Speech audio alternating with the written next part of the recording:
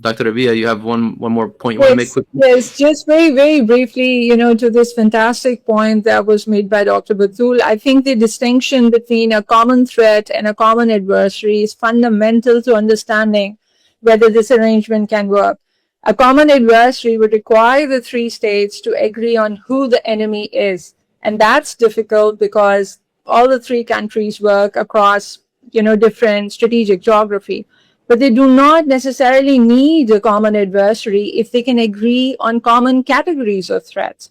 And those could include, external aggression against sovereignty, attacks on critical infrastructure, terrorism, maritime insecurity, missile and drone threats, cyber threats, disruption of energy routes, or several regional instabilities.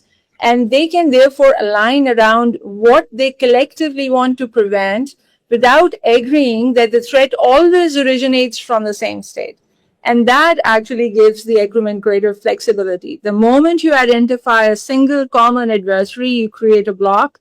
If instead you identify shared vulnerabilities and common security threats, you create an architecture.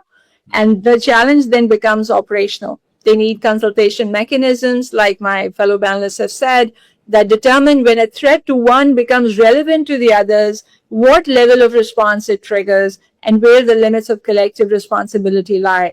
So I would simply say that they may not need three threat convergences. They need sufficient convergence on security interests that is much more realistic foundation for this agreement to work.